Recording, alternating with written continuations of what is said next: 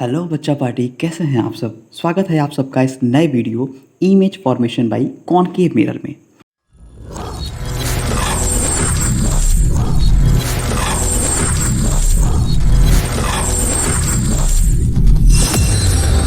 जानना बहुत ही आसान है। समझेंगे कैसे? तो एक बात बस अपने दिमाग में बैठाना है, और ये बात ये है कि हमारा ऑब्जेक्ट का जो पोजीशन होगा, मतलब ऑब्जेक्ट कहाँ रखा गया है, उस ऑब्जेक्ट का पोजीशन ही डिसाइड करेगा कि हमारे इमेज का पोजीशन कैसा होगा, इमेज का साइज कैसा होगा, इमेज का नेचर कैसा होगा।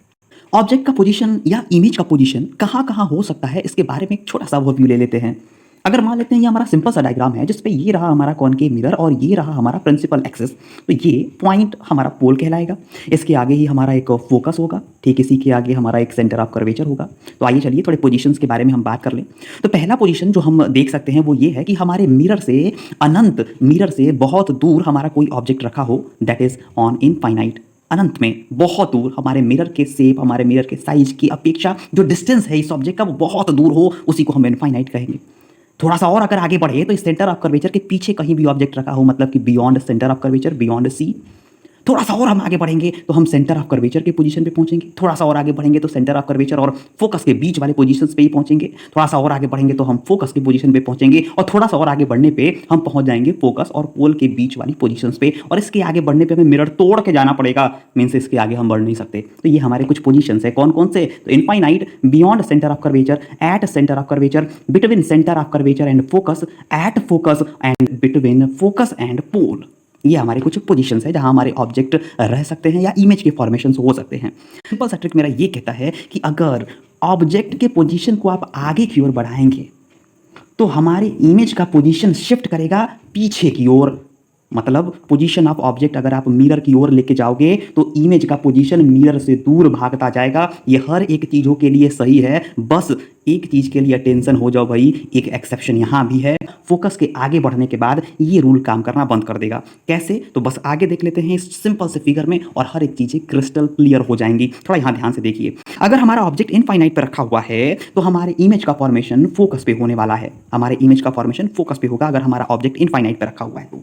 अगर हम एक कदम आगे बढ़ते हैं तो सोचो, एक कदम आगे बढ़ेंगे तो जाएंगे कहाँ भाई? तो यहाँ पे थोड़ा सा पीछे आ जाइए फिर से। इनफाइनाइट से एक कदम आगे बढ़ने पे आप कहाँ जाते थे? तो बियॉन्ड सेंटर ऑफ कर्वेचर जाते थे। वैसे ही यहाँ पे भी आप आएंगे, इनफाइनाइट से एक कदम आगे बढ़ेंगे, बियॉन्ड सेंटर ऑफ कर्वेचर आएंगे, और बियॉन्ड सेंटर ऑफ कर्वेचर आने के समय जब आप यहाँ से आगे बढ़ रहे हैं, ऑब्जेक्ट को लेके आगे की ओर जा रहे हैं, तो इमेज कहाँ जाएगा? पीछे की ओर, मिरर से दूर भागेगा। मतलब फोकस से एक स्टेप पीछे की ओर आएगा। फोकस से एक स्टेप पीछे मतलब कहाँ? फोकस और सेंटर ऑफ कर्वेचर के बीच में, इधर ही कहीं इमेज का फॉर्मेशन होगा, फोकस और सेंटर ऑफ कर्वेचर के बीच में। जैसे आप ऑब्जेक्ट को एक कदम और आगे बढ़ाएंगे तो एक कदम और आगे बढ़ाएंगे तो बियॉन्ड सेंटर ऑफ कर्वेचर से पीछे हैं, और एक कदम आगे बढ़ा दी तो कहाँ चले जाएंगे? एकदम सेंटर ऑफ कर्वेचर पे आ जाएंगे। तो इमेज भी तो यहाँ मिरर से दूर भागेगा, वो भी फोकस और सेंटर ऑफ कर्वेचर के बीच में है। यहाँ से एक कदम पीछे जाएगा तो सेंटर ऑफ कर्वेचर पे आ जाएगा। तो इमेज का फॉर्मेशन हो जाएगा सेंटर ऑफ कर्वेचर पे। अब फिर से ऑब्जेक्ट को आप एक कदम आगे बढ़ाएंगे तो अभी आपका ऑब्जेक्ट था सेंटर ऑफ कर्वेचर पे, तो सेंटर ऑफ कर्वेचर से आगे बढ़ेगा तो ऑब्जेक्ट आएगा आपका सेंटर ऑफ कर्वेचर और फोकस के बीच में, और उसी समय आपका ऑब्जेक्ट तो सेंटर ऑफ कर्वेचर और फोकस के बीच में कहीं ना कहीं आ गया। लेकिन आपका इमेज कहाँ है भाई? तो इमेज है आपका सेंटर ऑफ कर्वेचर के पास। तो अब यहाँ से आपका इमेज एक कदम फिर पीछे जाएगा, और एक कदम पीछे जाके बियॉन्ड सेंटर ऑफ कर्वेचर कहीं भी ये इमेज बन सकता है।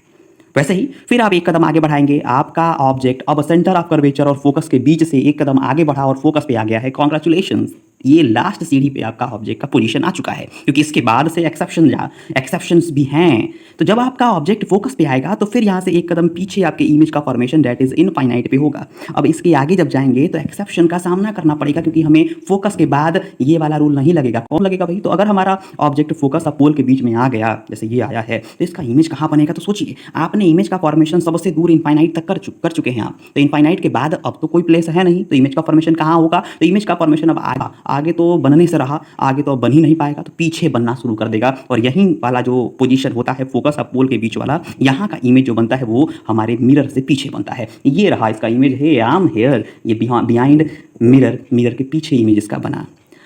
ओह कम ऑन, चलो आओ इसको टैबुलर फॉर्म में समझते हैं। टैबुलर फॉर्म में समझना इससे बहुत ही आसान है और अच्छे से कॉन्सेप्ट भी क्लियर हो जाएगा। चलो, पहला कॉलम हमारे ऑब्जेक्ट के पोजीशन का मैंने रखा है, दूसरा कॉलम हमने इमेज के फॉर्मेशन वाले इमेज के पोजीशन का रखा है, और तीसरा कॉलम जो रखा है हमने वो नेचर के लिए रखा है कि हमारे इमेज का नेचर कैसा होगा। आओ चलो समझते हैं इसे। अगर हमने ऑब्जेक्ट को इनफाइनाइट पे रखा है, याद करो इमेज हमारे फोकस पे बनेगा, और इस समय के बना हुआ इमेज जो है वो बहुत ही छोटा होगा और साथ ही साथ रियल के साथ इन्वर्टेड भी बनेगा।